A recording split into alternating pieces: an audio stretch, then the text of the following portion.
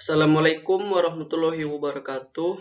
Perkenalkan, nama saya Ridho Kurniawan dengan NIM 200130163 dari kelas 4 mata kuliah elektronika.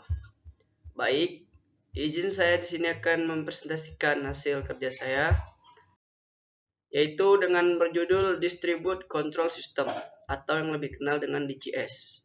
DCS adalah sebuah sistem kontrol yang biasanya digunakan pada sistem manufacturing atau proses di mana elemen controller tidak berada pada sentrimastis tersebar di sistem dengan komponen subsistem di bawah kendali satu atau lebih controller. DCS digunakan dalam industri untuk memonitor dan mengontrol peralatan yang tersebar dengan ataupun tercampur dengan manusia. Selanjutnya di sini ada komponen DCS.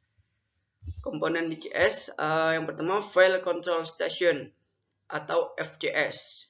Station ini digunakan sebagai control unit untuk mengendalikan variabel yang dikendalikan pada proses control station. Dikenal pula dengan istilah File Control Station FCS.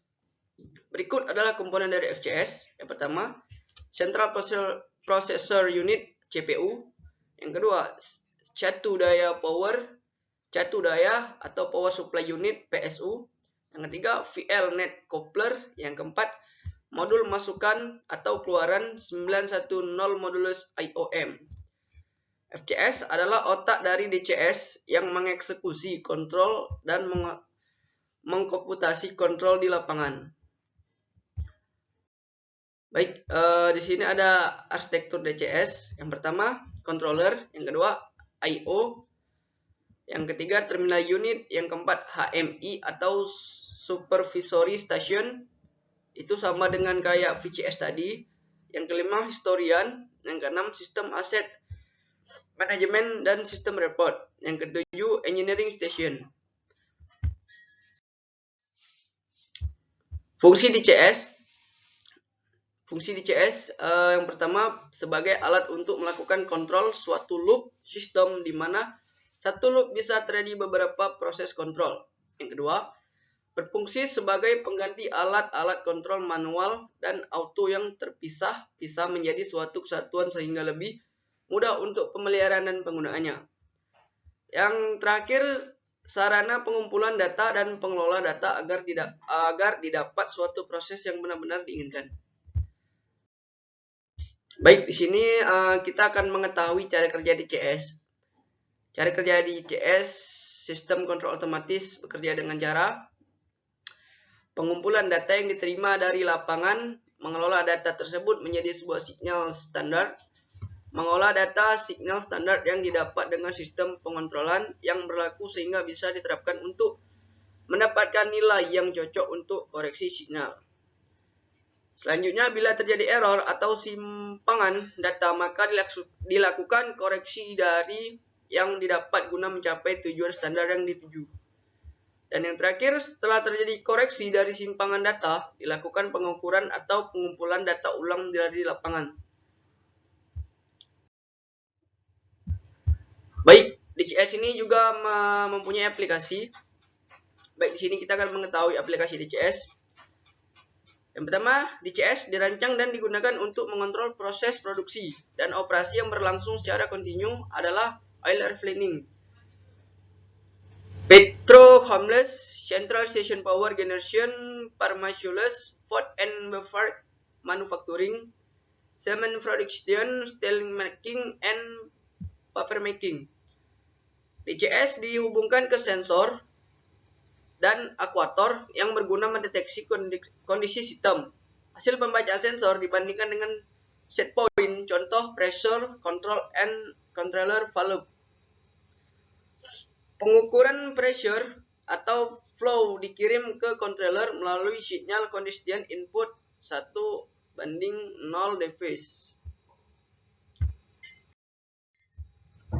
Penggunaan DCS, generator listrik ke hidro, coal, gas, sel, nuklir, wind, and solar. Yang kedua, saluran transmisi itu digunakan untuk listrik, gas, minyak, atau oil. jaringan distribusi ke listrik dan air, kontrol proses ke paper, food, payment control, metal processing, glass cement. Dan yang sistem manufacturing dia ke computer aided manufacturing atau CIM, flexible fabrication, appliance, automotive, aircraft.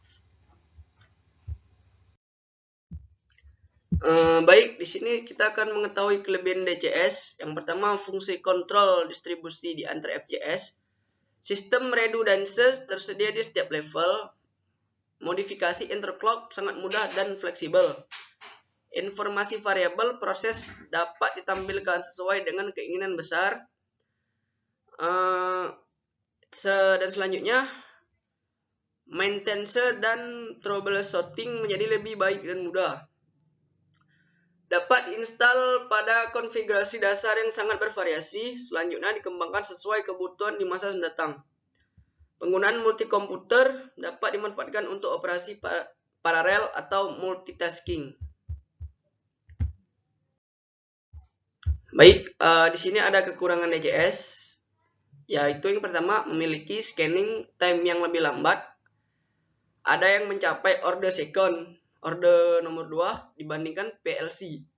Yang kedua, downtime umumnya tidak hanya menyebabkan kehilangan produksi, tetapi dapat menyebabkan keadaan berbahaya. Yang ketiga, hasil produksi relatif mahal. Yang keempat, jika terjadi kerusakan, waktu pemulihan relatif lambat. Baik, sampai sini saja presentasi saya. Apabila ada kekurangan, saya mohon maaf. Saya akhiri. Wabillahi taufiq wal hidayah. Assalamualaikum warahmatullahi wabarakatuh.